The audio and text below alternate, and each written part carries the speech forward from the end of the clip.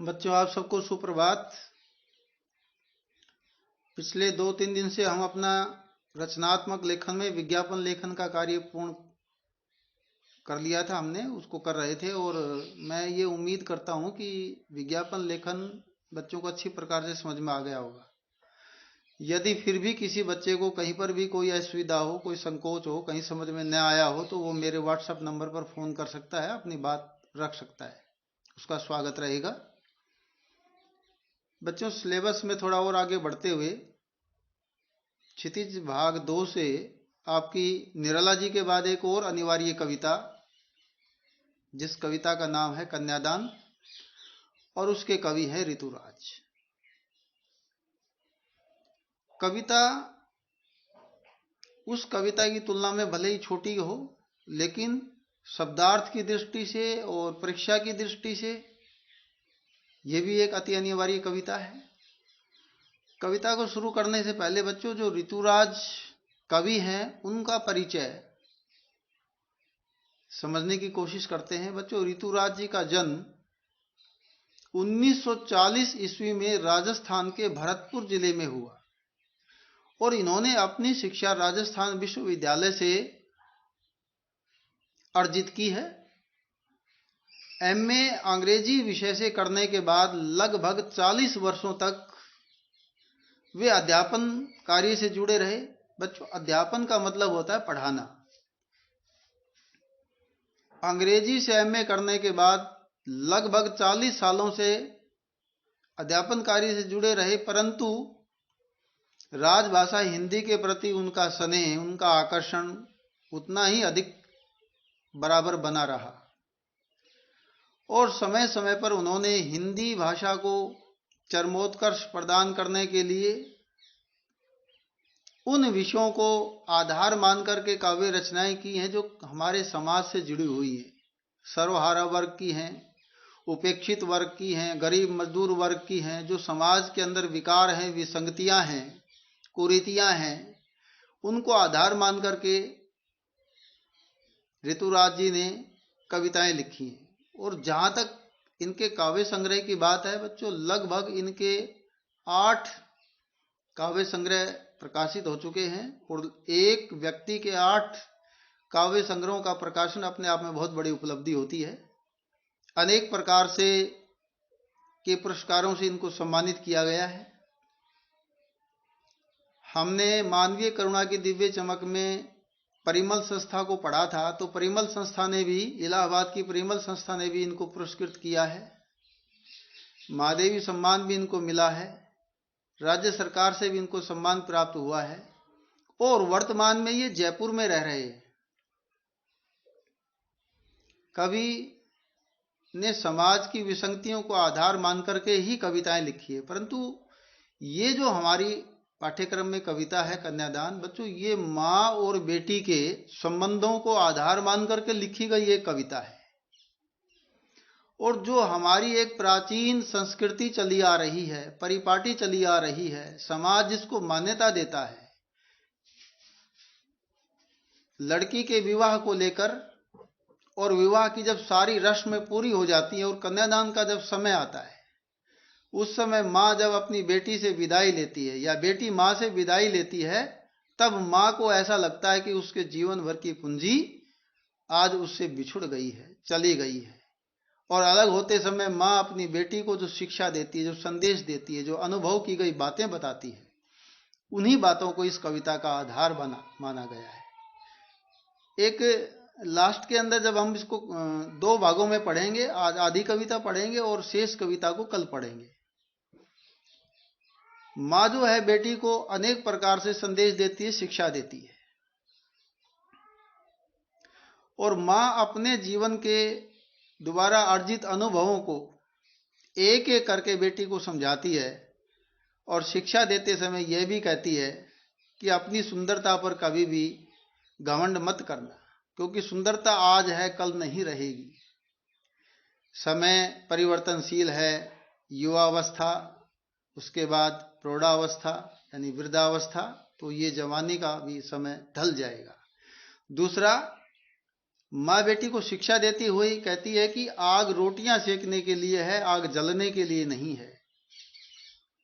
तीसरा, कहती है कि लड़की होना पर लड़की जैसी दिखाई मत देना, यानी यदि तुम्हारे अधिकारों का कोई हनन करे तो अपने अधिकारों की मांग करने के लिए अत्याचारों का विरोध करने में भी पीछे मत हटना। इस प्रकार से माँ अपनी बेटी को विदाई देते समय, कन्यादान करते समय अनेक प्रकार से शिक्षा देती है। शुरू करते हैं। कितना प्रामाणिक था उसका दुख लड़की को दान में देते वक्त, जैसे वही उसकी अंतिम पूंजी हो। इन्हीं 3 पंक्तियों को देखते हैं पहले। इसमें सबसे पहले प्रामाणिक शब्द आया है बच्चों, और प्रामाणिक के ऊपर मैंने लिखा है एक। इसके दाईं ओर मैंने शब्दार्थ लिखे हैं। जहां एक लिखा है उसका मतलब जो पहले शब्द पर जहां मैंने एक लिखा, यह उसका अर्थ है। प्रामाणिक अर्थ है वास्तविक सच्चाई के साथ, क्योंकि माँ बेटी को कन्यादान करते समय जो कुछ बताती है वो सारे का सारा उसके जीवन की सच्चाई होती है, सारे का सारा उसके जीवन का प्रमाण होता है, किया गया अनुभव होता है।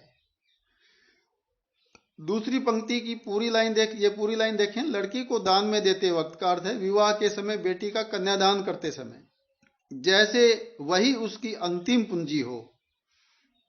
दूसरे पद्यांश पर आते हैं। लड़की अभी सयानी नहीं थी, अभी इतनी भोली सरल थी कि उसे सुख का आभास तो होता था, लेकिन दुख बांचना नहीं आता था। पाठिका थी वह धुंधले प्रकाश की, कुछ तुकों और कुछ लयबद्ध पंक्तियों की। बच्चों दूसरे पद्यांश की पहली लाइन में देखिएगा सयानी शब्द लिखा है, और सयानी के ऊपर क्रमांक नंबर 3 लिखा गया है। तो 3 पर जब हम आते हैं, सयानी का अर्थ है समझदार।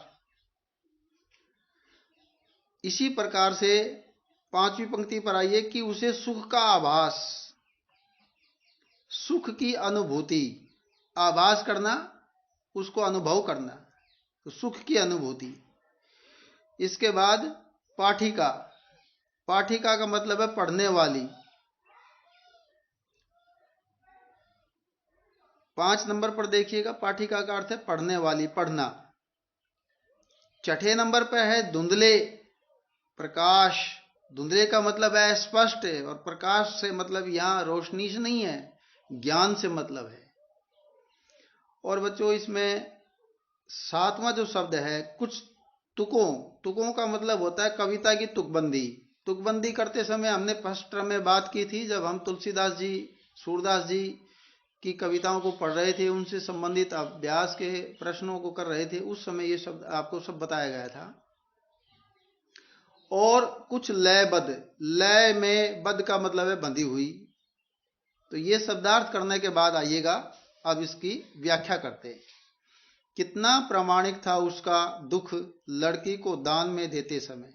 ये कविता माँ और बेटी के संबंधों पर आधारित कविता है। दहेज प्रथा जो एक सामाजिक विडंबना है, बुराई है, कुरीति है, उसकी ओर भी संकेत किया गया है। उस समय का प्रसंग है जब माँ लड़की के विवाह में उसकी आखिरी रस्म कन्यादान को करते समय कहती है। लड़की को दान, दूसरी पंक्ति का अर्थ पहले करेंगे कि विवाह के समय बेटी का कन्यादान करते समय माँ का जो दुख था, बेटी से अलग होने के बाद माँ को जो पीड़ा अनुभव हो रही थी, ये ठीक उसी प्रकार से है जिस प्रकार कोई व्यक्ति अपने जीवन में एक एक पाई करके, एक एक पैसा करके धन एकत्रित करता है, और वह धन जब किसी और को दे दिया जाता है, और जिस आवश्यकता के लिए उस धन को संचित करता है, उस आवश्यकता की आपूर्ति नहीं होती, और धन के अभाव में जो उसको पीड़ा होती है, वह धन को एकत्रित करने वाला ही जानता है। वही स्थिति यहां पर माँ की है। माँ ने अपने प्राणों से प्रिय बेटी का बड़े सुख के साथ, बड़े आनंद और प्रसन्नता के साथ लालन पोषण किया, लालन पोषण किया, लालन पालन किया, और अपनी यथा योग्यता सामर्थ्य के अनुसार उसकी पढ़ाई लिखाई का कार्य पूरा किया, उसकी पूर्ण रूप से देखभाल की। माँ हर समय अपनी बेटी का उसकी सुख सुविधा का पूरा ध्यान रखती थी। और माँ ने अपने जीवन में जो कुछ भी वैवाहिक जीवन में, जब कभी माँ भी इस घर में बहू बन करके आई थी और उसने यहाँ आने के बाद आज तक जो जो जीवन में अनुभव किया था, वही सारा उसका प्रामाणिक सत्य था, सच्चाई थी। बच्चों, ये शब्द ऐसा है जिसको शब्दों के माध्यम से व्याख्यायित करना, स्पष्ट करना बड़ा मुश्किल कार्य है। शब्द छोटा सा है लेकिन व्याख्या बहुत लंबी मांगता है। तो देखते हैं कि लड़की के विवाह में कन्यादान करते समय, उसे अलग होते समय माँ का दुख बड़ा सच्चाई पर आधारित था, प्रामाणिक था, यथार्थ था, वास्तविक था। जैसे कि उसकी अंतिम पूंजी हो। माँ जब बेटी से अलग हो रही थी, अर्थात विवाह के समय कन्यादान होने के बाद जब बेटी माँ से अलग होकर के और अपने ससुराल पक्ष के लोगों के साथ ससुराल पक्ष की तरफ जा रही थी, तो अलग होने के बाद माँ को ऐसे लग रहा था कि जैसे मानो इस संसार में बेटी ही उसकी एक अंतिम पूंजी थी, जो उससे आज अलग हो गई, विदा हो गई। अंतिम पूंजी क्यों? अब यहां प्रश्न बनता है कि माँ ने बेटी को अंतिम पूंजी क्यों कहा है? क्योंकि बेटी ही थी जो माँ के सुख दुख में हर समय उसका ध्यान रखती थी। माँ अपने मन की बात, अपने मन की पीड़ा, अपने दुख सुख की बात बेटी से करके अपना मन हल्का कर लेती थी। वह उसकी सबसे पक्की साथिन थी। आज वह अपनी माँ से अलग हो रही थी। ऐसा लग रहा था कि जैसे उसके जीवन भर की सारी पूंजी आज उससे विदाई ले रही हो। बड़ा कारुणिक शब्द है। और यहाँ करुण रस की भी उत्पत्ति होती है। आइए बढ़ते हैं दूसरे पद्यांश की तरफ। लड़की अभी सयानी नहीं थी। बच्चों, ये वह दशक था, वह समय था जब, क्योंकि आज तो सरकार ने, पहले 18 साल लड़की की आयु थी और लड़के की आयु विवाह के लिए 21 साल थी, लेकिन अब इसके अंदर भी संशोधन कर दिया गया है। लड़की की विवाह की आयु भी अब 21 वर्ष कर दी गई है। लेकिन ये वह समय था जब लड़की की आयु विवाह के लिए निश्चित नहीं थी। कम आयु में ही उन्हें विवाहित कर दिया जाता था, उनका विवाह हो जाता था। तो उस समय ऋतुराज जी ने इस कविता को लिखा था। तो ऋतुराज जी कहते हैं कि लड़की अभी सयानी नहीं थी, यानी कि लड़की केवल घर की चार दीवारी तक सीमित थी। उसे भौतिक सांसारिक चीजों के बारे में, सामाजिक व्यवहार के बारे में, छल कपट के बारे में अभी कोई ज्ञान नहीं था, क्योंकि अभी उसका जीवन केवल घर की चार दीवारी तक ही सीमित था। उसने केवल परिवार और अपने परिवार के सदस्यों तक का ही सफर घर में रहकर, घर की चार दीवारी में रहकर तय किया था। सांसारिकता को अभी उसे समझ नहीं आता था। उस सांसारिकता के बारे में उसे अभी कोई समझ नहीं थी। इसलिए कवि जी ने उसे ये कहा है कि वह अभी बहुत ज्यादा समझदार नहीं थी, अभी इतनी भोली और सरल थी। अभी उसका जीवन बहुत छोटा सा जीवन है, घर की चार दीवारी तक सीमित रही है। माँ और परिवार के दूसरे सदस्यों के साथ ही उसका जीवन बीता है। उसने घर की दहलीज से बाहर कदम रखना नहीं सीखा है। सांसारिकता का, भौतिकता का, मोह माया का अभी उसे कोई भी ज्ञान नहीं है। इन सब बातों से वह अनजान है। इसलिए कवि जी कहते हैं कि वह अभी सांसारिकता और मोह माया की दृष्टि से अत्यंत भोली है। उसे इन सब बातों का भी ज्ञान नहीं है और बहुत ही सरल स्वभाव की है कि उसे सुख का आभास तो होता था। लड़की सुख के स्वप्न तो बुनती थी। विवाह के बाद ससुराल पक्ष में जाने के बाद कौन कौन सी कठिनाइयां आती हैं, किन किन संघर्षों का सामना करना पड़ता है, परिवार के साथ किस प्रकार से समायोजन करना पड़ता है, छोटे बड़ों का किस तरह से ध्यान रखना पड़ता है, अपना परिवार के प्रति क्या कर्तव्य होता है, इन सब बातों का अभी उसे ज्ञान तो नहीं था। और वह अभी केवल जीवन के एक ही पक्ष, अच्छाई, आनंद, इन सबको ही मानती थी। और उसे इन सबको मानकर ऐसा लगता था कि जीवन में सुख ही सुख है। तो जीवन के सुख का आभास तो होता था, उसकी अनुभूति तो होती थी, लेकिन विवाह के बाद आने वाली जो कठिनाइयां हैं, संघर्ष का दौर है, उस सब के बारे में उसे कोई अनुभूति नहीं थी, इसका कोई पूर्व ज्ञान नहीं था। लेकिन दुख बांचना नहीं आता था। यहाँ पर बच्चों दुख से मतलब यह है, विवाह के बाद जब वो ससुराल पक्ष में जाएगी और उसको अनेक प्रकार से परिवार के साथ एडजस्ट समायोजित करना पड़ेगा, परिवार के छोटे बड़े सदस्यों के प्रति अपने कर्तव्य बोध को समझना पड़ेगा, अनेक स्थितियों पर अनेक प्रकार से उसको आने वाले कष्टों को, संघर्षों को, उनको सबसे जूझना पड़ेगा, संघर्ष करना पड़ेगा, कठिनाइयों के दौर से अपने लिए सर्वमान्य सर्वसुलभ ऐसा रास्ता भी चयन करना पड़ेगा। इन सब बातों का उसे अभी कोई ज्ञान नहीं था। बांचना शब्द तद्भव शब्द है बच्चों, और तद्भव शब्द वो हिंदी के शब्द हैं जो हमारी क्षेत्रीय भाषाओं से विकसित होकर के हिंदी में आए हैं। बांचना का मतलब है पढ़ना।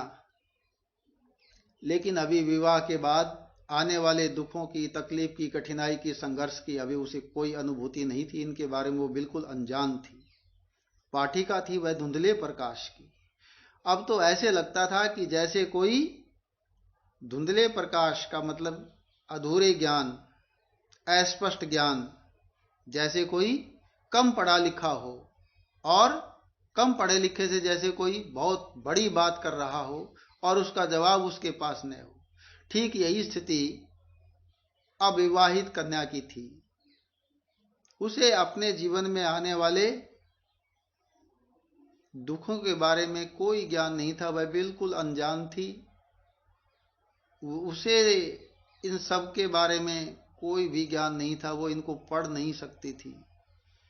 वह इनको पढ़ने सकने के पीछे कवि ऋतुराज जी ये कहना चाहते हैं कि अभी उसका ज्ञान सांसारिकता को समझने के लिए छोटा ज्ञान था, सीमित ज्ञान था, क्योंकि अभी वह घर की चार दीवारी से बाहर उसने कदम नहीं रखा था। इसलिए उसे जीवन की इस गाड़ी को चलाने के लिए अनेक प्रकार से ज्ञान और अनुभव की जरूरत थी। ये सब उसको अभी अच्छी प्रकार से नहीं आता था। इन सब के बारे में वह अनजान थी। इसलिए कवि ने इसके लिए अस्पष्ट ज्ञान का प्रयोग किया है। कुछ तुकों और लयबद्ध पंक्तियों की। उसकी स्थिति ऐसे ही थी जैसे कोई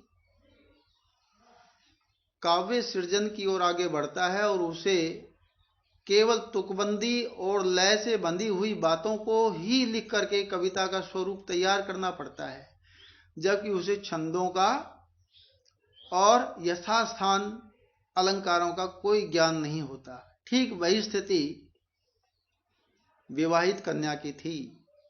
उसे जीवन के आने वाले दुख और सुख के बारे में अभी पूर्ण रूप से ज्ञान नहीं था। ठीक उसी प्रकार से एक कवि की रचना के समान थी कि जिस प्रकार से कवि तुकबंदी और लयबद्धता के को आधार मानकर, माध्यम मानकर कविता का सृजन तो कर सकता है, लेकिन अलंकार, छंद का उसे कोई ज्ञान नहीं होता। ठीक उसी प्रकार लड़की को भी अभी जीवन की सच्चाई का, जीवन के सच्चाई भरे पथ का, जीवन में आने वाली कठिनाइयों का, संघर्षों का कोई ज्ञान नहीं था। इन सब से वह अनजान थी। बच्चों, ये सब दो पद्यांश करने के बाद इससे रिलेटेड कुछ प्रश्न बनते हैं, उन पर भी हम थोड़ा थोड़ा करके डिस्कस करेंगे, एक एक करके। दोनों पद्यांशों का काव्य सौंदर्य स्पष्ट कीजिए। बच्चों, जब काव्य सौंदर्य की बात करते हैं तो इसमें भाषा कैसी है, अलंकार कौन से हैं, छंद कौन सा है, किस समय की, किस संदर्भ की बात की गई है, कविता में किस प्रकार से कवि ने अपनी बात दूसरों तक पहुंचाने का सार्थक और सफल प्रयास किया, ये सब बताना होता है। तो हम बात करते हैं भाषा की। भाषा सहज है, सरल है और इसमें उस शब्दावली का प्रयोग किया गया है जो कहीं हमारे जीवन में चारों ओर से हम देखते हैं। तो हम ये कह सकते हैं कि हमारे चारों ओर के परिवेश में और लोक जीवन की शब्दावली में, जो हमारा सुबह से और शाम तक का जीवन है, उसी में जो हम अपने व्यवहार में जिस शब्दावली का प्रयोग करते हैं। तो एक शब्द मैंने यहां दिया, लोक जीवन की शब्दावली में लिखित एक सफल कविता है। नंबर 2, इसमें मुक्तक छंद का प्रयोग किया गया है क्योंकि आधुनिक विचारधारा के कवि हैं। ये वो समय था जब छायावाद के अंदर महादेवी वर्मा, सूर्यकांत त्रिपाठी निराला, सुमित्रा नंदन पंत और जयशंकर प्रसाद अपनी कविताएं लिख रहे थे। लेकिन कवि ने अपना ध्यान उस ओर न करके केवल समाज की कुरीतियों को आधार मान करके उपेक्षित वर्ग को, सर्वहारा वर्ग को अपनी कविता का माध्यम बना करके काव्य सृजना की तरफ ध्यान दिया और उसी के अंदर ख्याति और लोकप्रियता अर्जित की है। तो मुक्तक छंद का प्रयोग है क्योंकि मुक्तक छंद सूर्यकांत त्रिपाठी निराला जी द्वारा दिया गया है। कविता की भाषा सहज है, सरल और भावों के अनुकूल है। खड़ी बोली का इसमें प्रयोग किया गया है। यह कविता माँ और बेटी के सामाजिक संबंधों पर आधारित एक आदर्श कविता है। भारतीय संस्कृति का इसमें परिचय मिलता है। सामाजिक परंपराओं को निभाने की बात इस कविता में अनुभव की जा रही है। माँ के द्वारा जीवन में संचित जितने भी अनुभव हैं, कन्यादान करते समय माँ अपनी बेटी को एक एक करके उन्हें समझाती है, जो कि प्रामाणिक है, सच्चाई पर आधारित है। और लड़की को केवल घर की चार दीवारी तक अपना जीवन बिताने के बाद ससुराल पक्ष में जाने से पहले माँ उसे अनेक प्रकार का संदेश देती है, सीख देती है, शिक्षाएं देती है। लड़की को माँ की अंतिम पूंजी क्यों कहा गया है? क्योंकि माँ ही उसका सहारा थी। माँ ही लड़की का हर समय ध्यान रखती थी। अधिकतम समय लड़की का घर में माँ के साथ ही रहते हुए व्यतीत होता था और माँ भी अपने मन की पीड़ा को अपनी बेटी के साथ साझा करती थी, मन को हल्का कर लेती थी। तो अत्यधिक नजदीक रहने के कारण, विचारों का परस्पर संवाद करने के कारण, दुख और मन को हल्का करने के कारण कन्यादान के समय अलग होने के बाद जो स्थिति माँ की होती है उसे माँ ही समझ सकती है। इसलिए कवि ऋतुराज जी ने बेटी को माँ की अंतिम पूंजी कहकर के संज्ञा दी है, संबोधित किया है। लड़की दुख बांचना नहीं आता था, इसका मतलब है कि लड़की अभी छोटी उम्र की थी, उसे घर की चार दीवारी तक ही उसका जीवन सीमित रहा था। उसे सांसारिकता का, मोहमाया का, उतार चढ़ाव का, छल छदम का, दुनियादारी का कोई ज्ञान नहीं था। इस प्रकार इन सब बातों को आधार मानते हुए कविवर ऋतुराज जी ने उसे अत्यंत सरल, भोली और सांसारिक ज्ञान से अनभिज्ञ कहा है, अपरिचित कहा है। बच्चों, आज तो जो हमने पढ़ा है और पढ़ने के बाद इससे संबंधित जो 4 प्रश्न मैं आपको दे रहा हूं, ये चारों प्रश्न आपने अपनी हिंदी की फिर अभ्यास पुस्तिका में लिखने और याद करने हैं और किसी बात को अन्यथा नहीं लेना है। एक एक चीज आपके लिए जरूरी है, बहुत मेहनत करके आपके लिए तैयार की जाती है और इस आशा और विश्वास के साथ कि बच्चे अधिक से अधिक इसका लाभ उठाएंगे, लाभान्वित होंगे। समय समय पर अपना कार्य करते रहें, क्योंकि समय के बारे में बिल्कुल स्पष्ट है कि जो समय को जाते हैं पहचान, वही अपनी मंजिल पर चलते हुए जीवन में सदा बनते हैं महान। इसलिए समय का सदा सदुपयोग करें, जीवन में इसे अपनाएं और जीवन को सार्थक बनाएं। बच्चों, इन्हीं शब्दों के साथ आज के इस अभिव्यक्ति को विराम लगाते हैं। कल इस कविता का शेष भाग पूरा करेंगे और जो कविता बच गई है उसे आप पढ़ेंगे। उसके कठिन शब्दार्थ अपनी नोटबुक में सभी नोट करेंगे। बच्चों, आज का दिन आप सबके लिए शुभ और मंगलमय हो। इन्हीं शब्दों के साथ आपका बहुत बहुत धन्यवाद।